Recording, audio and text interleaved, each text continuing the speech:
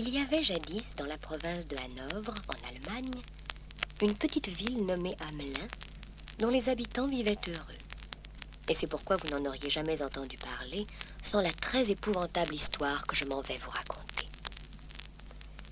Il y avait toujours eu des rats dans les caves de Hamelin, comme il y en avait partout à cette époque, mais ils n'étaient pas bien gênants, et les chats de la ville les avaient jusqu'alors tenus en respect sans se donner trop de mal. Mais au printemps de l'année dont je vous parle, on s'aperçut que les rats étaient devenus beaucoup plus nombreux, beaucoup plus forts, et que les chats étaient absolument débordés. On ne s'en inquiéta pas outre mesure au début, sans que les choses allaient rentrer dans l'ordre d'elles-mêmes. Mais au lieu de s'arranger, la situation empira bientôt à tel point que les bourgeois n'osaient plus dormir sans être veillés par un domestique armé, de peur de se réveiller à moitié dévorés par les terribles rongeurs. Le conseil municipal délibérait sans désemparer. Moi, cette année, je n'aurai pas un épi. Ils m'ont mangé mon blé en herbe jusqu'aux racines. Ne comptez pas sur mes magasins. Ils les ont vidés, nettoyés, ratiboisés. Hier soir, j'en ai trouvé qui avaient fait leur nid dans la soupière. Ils avaient commencé par manger la soupe, bien entendu, et nous, on a soupé par cœur. Ne m'en parlez pas. Chez moi, il y en avait toute une famille dans mon chapeau ce matin. Je n'ai pas osé y toucher. Je suis venu nu-tête. Je vais sûrement m'enrhumer. Monsieur le bourgmestre, si vous ne prenez pas les mesures qui s'imposent, toute la ville va mourir de faim et de froid. Mais qu'est-ce que vous voulez que j'y fasse? Je suis comme vous, moi. Tout bourgmestre que je sois. Ils m'ont mangé toute ma basse-cour, mes chats, et même mon grand chien danois qui n'avait peur de rien. En ce moment, ils s'attaquent aux poutres de ma maison. Et quand ils m'auront dévoré, moi, vous serez sans bourgmestre. Mais il faudra bien que vous preniez des mesures vous-même. En somme, on tournait en rond. On avait tout essayé. La mort aux rats, les rats l'avaient avalée sans s'en trouver plus mal. Les pièges, les rats les avaient démolis à coups de griffes et de dents. Et l'on chuchotait qu'on en avait vu attaquer des chevaux, et même des petites filles.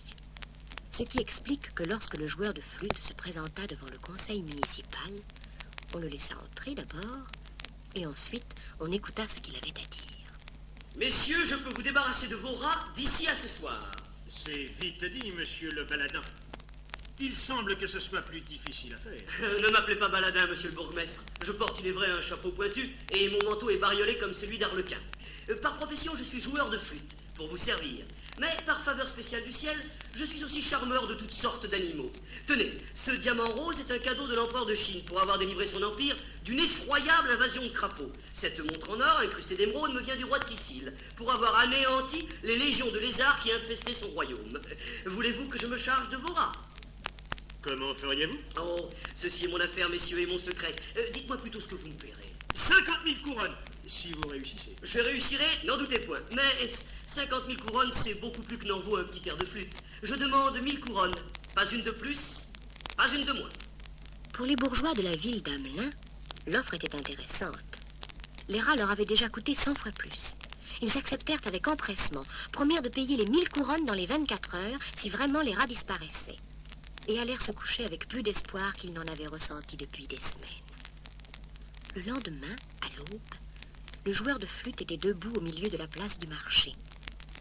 Il porta sa flûte à ses lèvres, et aussitôt, des centaines, des milliers, des millions, semblait-il, de rats sortirent des maisons, des hangars, des arbres, des égouts, et se rassemblèrent autour de lui.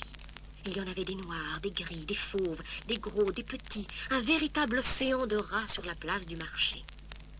Toujours jouant de sa flûte, le curieux personnage se mit en marche vers la porte sud de la ville, et tous les rats le suivaient en silencieuse procession, sous les regards ahuris du facteur, du garçon laitier et des quelques habitants de la ville qui s'étaient levés assez tôt pour assister à cet étonnant spectacle. Le joueur de flûte alla jusqu'au bord du fleuve. Les rats ne s'y arrêtèrent pas, entrèrent dans l'eau, et y furent tous noyés en moins d'une heure. À midi, il devint évident qu'il n'y avait plus un seul rat dans tout Hamelin. Le joueur de flûte se présenta devant le conseil municipal. Je crois, messieurs, que voilà du travail propre et que vous n'avez rien à y redire. Mon ami, il s'est passé ce matin une chose étonnante, en effet. Qu'elle ait coïncidé avec votre venue dans notre bonne ville. Vous rentrez sympathique à nos yeux, croyez-le bien. Nous songeons sérieusement à vous nommer bourgeois d'honneur. Sans vouloir vous offenser, monsieur le bourgmestre, je n'ai que faire de votre sympathie et de votre bourgeoisie d'honneur. Je vous prie de bien vouloir me remettre les 1000 couronnes que vous m'avez promises en échange du service que je vous ai rendu. Service? Quel service? Nos rats se sont suicidés, tout le monde l'a vu. Vous n'y êtes pour rien. Et même si vous y étiez pour quelque chose, avouez que 1000 couronnes, c'est beaucoup plus que n'en vaut un petit air de flûte. Tenez, nous ne vous en voulons pas.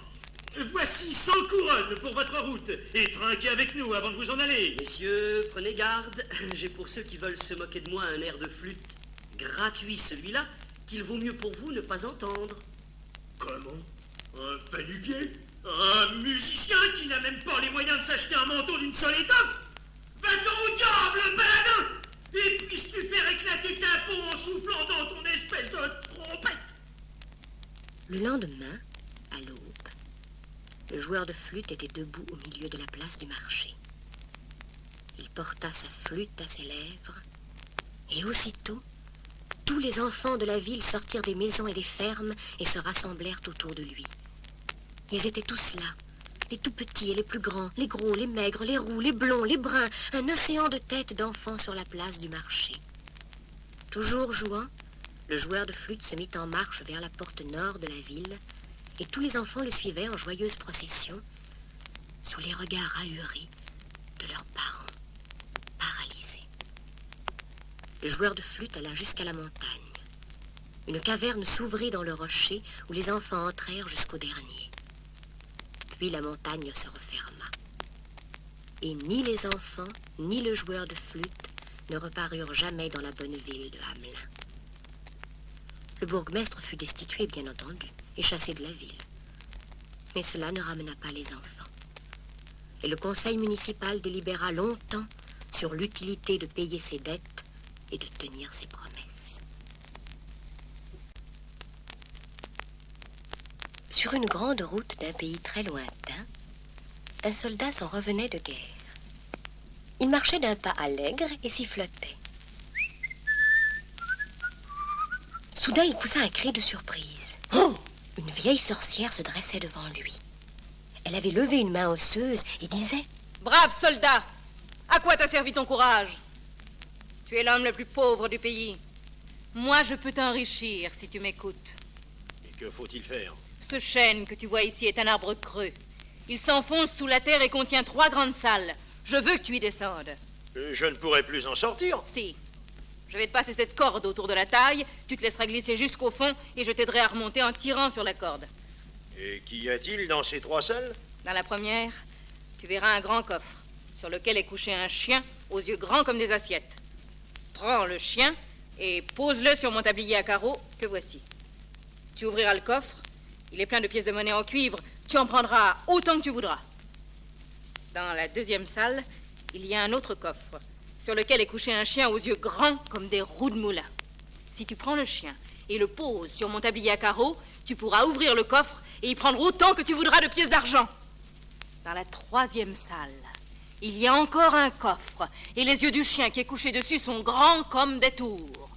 Pose le chien sur mon tablier et tu puiseras dans le coffre autant que tu voudras de pièces d'or. Et toi, sorcière, qui gagneras-tu? Un briquet que ma grand-mère a oublié dans cet arbre la dernière fois qu'elle y est descendue. Trouve-le et rapporte-le-moi. J'y tiens beaucoup. Les pièces pour toi, le briquet pour moi. Le soldat se noua la corde autour de la ceinture, prit le tablier à carreaux que lui tendait la sorcière et se laissa glisser dans le chêne creux. Il se trouva dans la première salle. Couché sur un coffre, il y avait là un chien énorme, aux yeux grands comme des assiettes. Tu ne me fais pas peur. J'ai fait la guerre. Il prit le chien, le posa sur le tablier, ouvrit le coffre et vit qu'en effet, il était plein de pièces de monnaie en cuivre. Le soldat en remplit ses poches, ses bottes et son casque, referma le coffre, en remit le chien dessus et passa dans la deuxième salle. Il y vit, couché sur un autre coffre, un autre chien, plus énorme encore que le premier, et dont les yeux étaient comme des roues de moulin. Il le prit, le posa sur le tablier et ouvrit le coffre. Des pièces d'argent. Des centaines, des milliers de pièces d'argent. Quel fou j'ai été de me charger de tout ce cuivre. Il jeta les pièces de cuivre par terre, remplit ses poches, ses bottes et son casque de pièces d'argent, referma le coffre, remit le chien dessus et passa dans la 3e salle. Le chien de la 3e salle avait des yeux comme des tours et grondait. Tout doux, beau chien, tout doux. Il le posa sur le tablier de la sorcière et ouvrit le coffre, qui était plein de pièces d'or. Il jeta toutes ses pièces d'argent et remplit ses poches, ses bottes et son casque de pièces d'or. Il referma le coffre et remit le chien dessus. Il vit à terre un vieux briquet.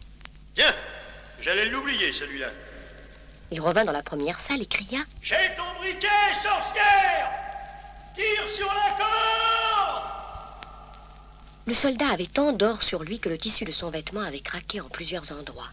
Il pesait effroyablement lourd, et la vieille sorcière eut tant de mal à le hisser sur la route que lorsqu'il fut sorti de l'arbre, il s'aperçut qu'elle était morte, de fatigue.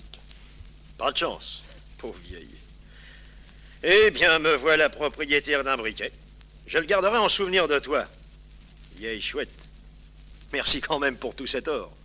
Il se remit en marche. À la ville la plus proche, il s'acheta de beaux habits.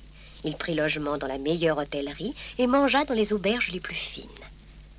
Comme il avait beaucoup d'or, il eut rapidement beaucoup d'amis. Quelqu'un lui dit un jour... Saviez-vous que la fille de notre roi est la plus belle jeune fille de la terre? Comment se fait-il qu'on ne la voit jamais? Un astrologue a prédit au roi que sa fille épouserait un simple soldat. Pour éviter que cela n'arrive, le roi a fait enfermer sa fille dans la tour de son château et jamais elle n'en sort. Quand le soldat eut dépensé tout son or, il dut aller vivre dans une mansarde. Ses beaux vêtements s'usèrent, de sorte qu'il eut bientôt un aspect plus misérable qu'avant. Et naturellement, il n'avait plus un seul ami. Si jamais je redeviens riche, je tâcherai d'être un peu plus économe. Voilà que je n'ai même plus de quoi m'acheter des allumettes pour m'éclairer. Mais j'y pense, il me reste le briquet de la vieille sorcière. Il tira le briquet de sa poche, le battit, et soudain vit devant lui le chien aux yeux comme des assiettes qui disait « Que désire mon maître ?» Ce que je désire? Eh bien, à manger, à boire, des vêtements propres. Ce sera tout pour l'instant. Le chien disparut. Le temps d'un clin d'œil, il était là de nouveau, tenant dans sa gueule un panier rempli de provisions. Pendant que le soldat mangeait, le chien disparut et reparut une fois de plus, apportant cette fois du linge et un costume de grand seigneur. La vieille chouette savait ce qu'elle voulait. Ce briquet vaut toutes les fortunes du monde. Il comprit rapidement qu'en battant le briquet une fois, il faisait apparaître le chien aux yeux comme des assiettes. 2 fois, le chien aux yeux comme des roues de moulin. 3 fois, le chien aux yeux comme des tours. Et il pouvait demander n'importe quoi. Le chien le lui apportait toujours après avoir disparu juste le temps d'un clin d'œil. Il habita de nouveau dans la meilleure hôtellerie, mangea dans les auberges les plus réputées et eut beaucoup d'amis car il paraissait riche. Un jour, il ordonna à un de ses chiens. Je veux voir la fille du roi. Si elle est aussi belle qu'on le dit, je l'épouserai. Le temps d'un clin d'œil, et le chien reparut, portant sur son dos la princesse endormie. Mais la dame d'honneur qui était chargée de la garder lui avait attaché au cou un petit sac rempli de farine et percé d'un trou. En suivant la trace qu'avait laissée la farine dans les rues, les gardes du roi arrivèrent chez le soldat, le saisirent et l'emmenèrent en prison pour y être pendu. Au moment où on allait lui passer la corde au cou, le soldat supplia le roi. Avant de mourir, noble sire, permettez-moi d'allumer une dernière pipe et de la fumer. Une seule pipe, sire. Ce ne sera pas long. Le roi ne crut pas devoir lui refuser une grâce aussi modeste. Le soldat battit son briquet 1 fois, puis 2 fois, puis 3 fois. Apparurent aussitôt le chien aux yeux comme des assiettes, le chien aux yeux comme des roues de moulin, et le chien aux yeux comme des tours. Ils emportèrent le roi, la reine et la dame d'honneur. On ne sait tout, puisque personne ne les revit jamais. Le soldat épousa la princesse, devint roi à la place de son beau-père, et au fait de son couronnement, les 3 chiens gambadaient joyeusement autour de son carrosse.